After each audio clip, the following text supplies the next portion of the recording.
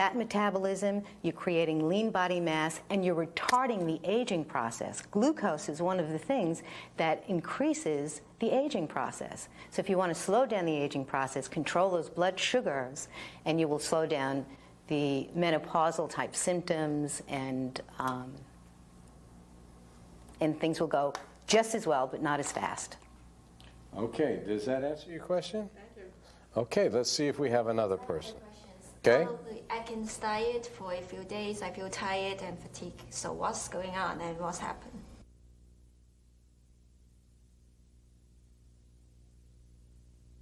You got tired right at the very beginning, is that right? It's a Right few at the days, very yes. beginning. Okay, now what that means, the timing is very important. If you get tired right away or develop any symptoms right away, that's easily withdrawal symptoms. That means that one of the carbohydrates or all of the carbohydrates that you were eating, you had become dependent on them, and you haven't made the changeover yet. It sometimes takes a little while before your body gets the idea that you're going to have to burn fat in order to have fuel. But just stay with it, because by the third day or the fourth day, you should be over that, and you should be burning your fat, and once that happens, you're going to have a lot of energy. Does that help? Yes. Okay. Now, we have somebody else? Anybody else have a question? Yeah, I have another question, Dr. Okay. Atkins. As I said, I've been on the diet a few weeks now, but I still find myself periodically really craving sugar and going a little wild. What can I do about that?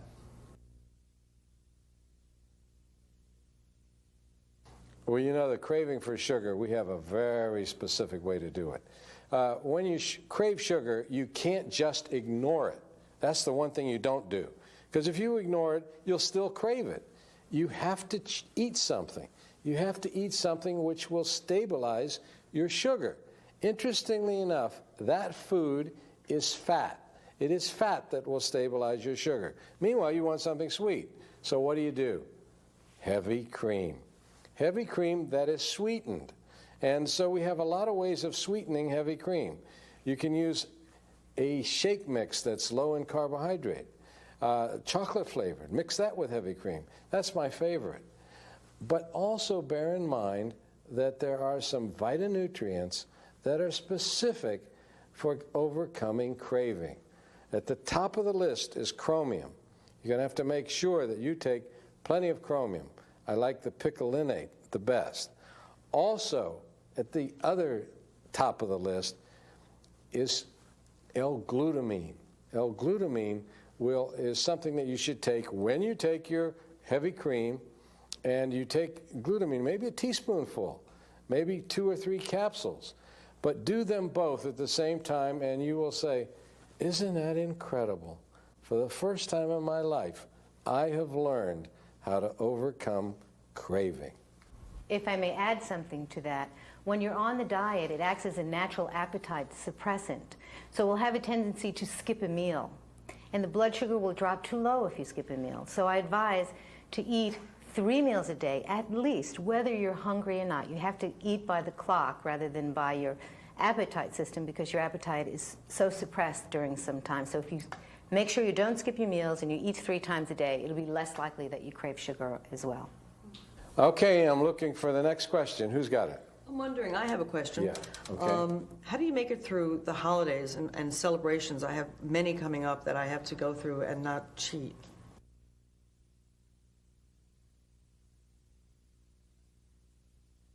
Usually what I do before I go to a wedding is I have a steak and a salad before I go. That gets me through the hors d'oeuvres, it gets me through all the picky foods, and by the time they serve dinner, I'm ready for another dinner. And it's easy to eat out on this diet. There's always a protein, and there's always a vegetable. Just pass up the potato and pass up the breadsticks, and you'll be full at the end of the meal because it's such a high-fat, high-protein meal. Okay, did we answer your question? Mm-hmm. Yep. All right, now, see if we got anybody else with a question. I have Okay. a question. Right. My daughter is eating a lot on this diet, and she's not losing that much weight. Okay, is she by any chance taking any medications?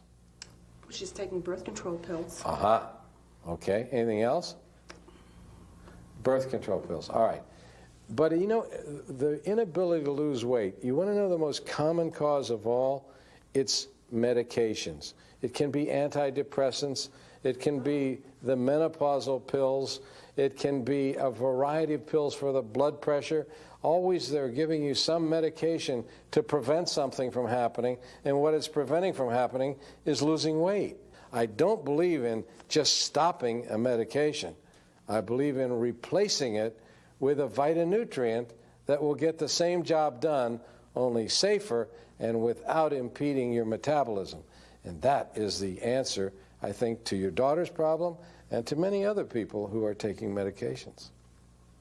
Thank you. Okay, now, we got anybody else who has a question? Okay? I have another question.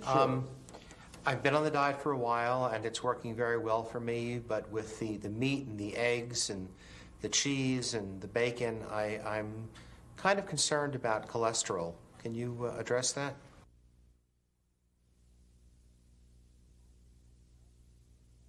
On the diet, your cholesterol actually comes down.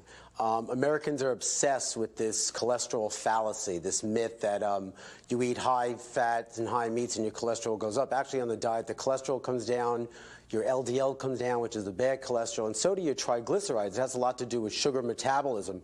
Also, the use of anti-cholesterol drugs that you might be on deplete a vital nutrient, coenzyme Q10, which you need. So basically, you actually will have a reduction in cholesterol on this diet. All right, let me just comment.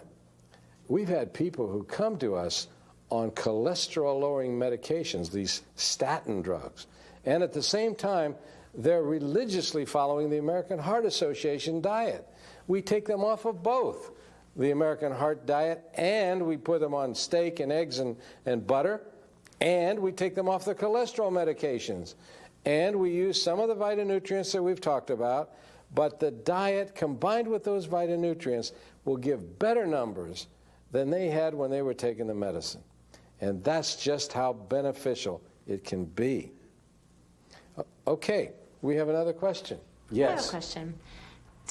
We've touched on exercise a little bit, but in order for this program to really work, do I have to exercise? You do not have to exercise to lose weight on this diet, but it's not a bad idea. It's a healthy choice. It's the right decision. But you could be on this diet, still lose weight, and not exercise. As a cardiologist, I feel you should develop an exercise program because it will help you lose the weight faster. But the answer to your question, no, you do not have to exercise. You could still lose weight. Right. Do you think I'll have more energy once I get onto this diet, and then I'll have more energy to exercise? You know, it doesn't take more than 3 days before you'll notice that. You won't have to wait a long time to know what more energy feels like. Okay, we got another person with a question. Yeah, I have another question, Dr. Atkins. Mm-hmm. When I achieve my goal weight, Yes. and I want to maintain that, Right. can I stay on this diet for the rest of my life?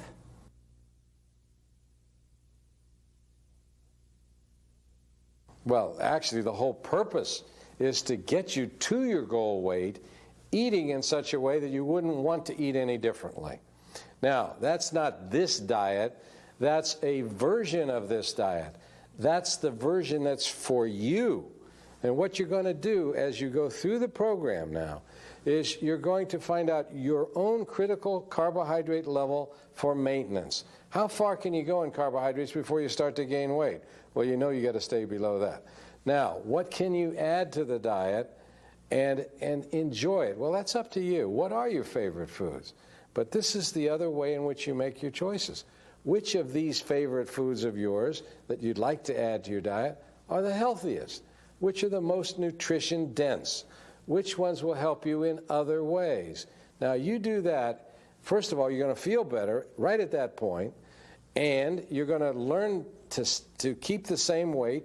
You won't have to change your diet. If I can't get you to arrive at your goal weight eating in a way in which you won't want to change, we won't have a success. So be thinking about that as you approach your goal weight. what am I going to want to be eating for the rest of my life? If you answer that question correctly, that's what you will be eating for the rest of your life, and you'll stay slim for the rest of your life. At the center, the way we deal with maintenance is the first thing we like to add is more vegetables, because that's where you have all of the nutrients that we're looking for. Then we'll add nuts, and then we'll add fruit. And grains and bread and alcohol are some of the last things that we add, because we want, as Dr. Atkins said, the nutrient-dense foods first. Not only do you need to watch the scale in this phase, but you have to check your measurements. Sometimes the way the scale doesn't show the weight loss as quickly as your inches do, the same way with gaining weight. You might start to spread. Don't wait until you put your dungarees on and you can't button them. Check your inches as you begin to introduce foods, and you'll begin to find what your parameters are and how to maintain your weight. Okay. Have we got another question? Finding that my clothes are fitting looser, but the scale is just not moving.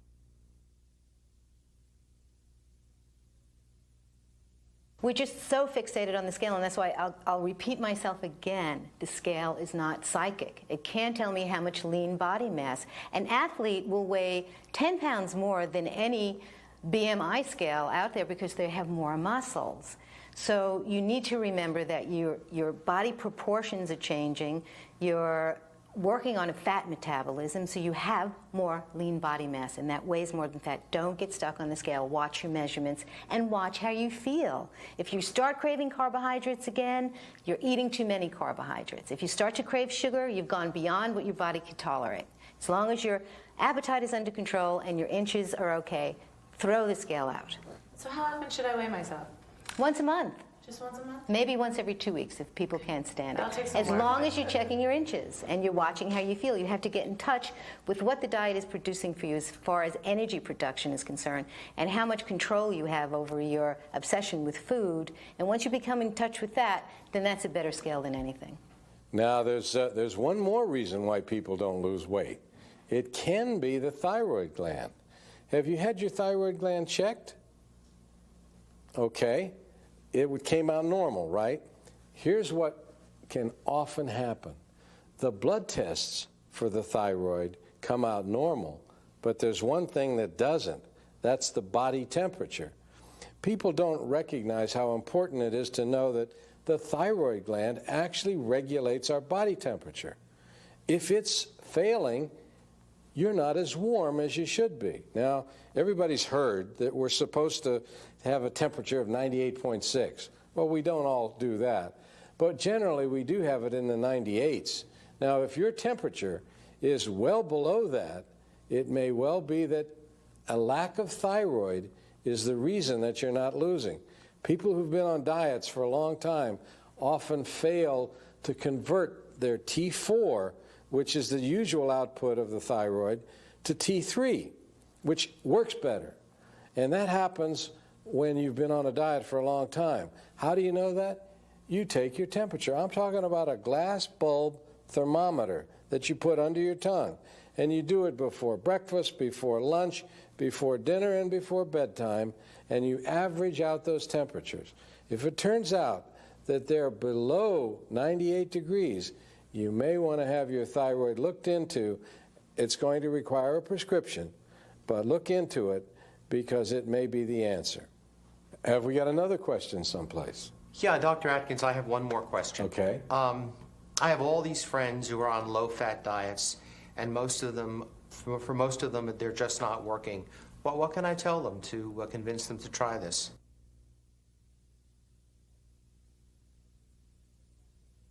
I think the fact that they're not working should make them want to look for something that does. And what I would ask them is, would you like to try a diet that works now? And I would think they would say yes, and say, well, then go on the Atkins program. Just do it for 2 weeks. You will see success in that very short time, and I think you're going to have some pretty happy campers if you do that. Just make sure you understand it, do it. You'll change your life. You'll change it once and for all. You'll get rid of your weight problem and have mastery of it for life. You have all that it takes to accomplish what you've always wanted to do. I thank you so much for joining us.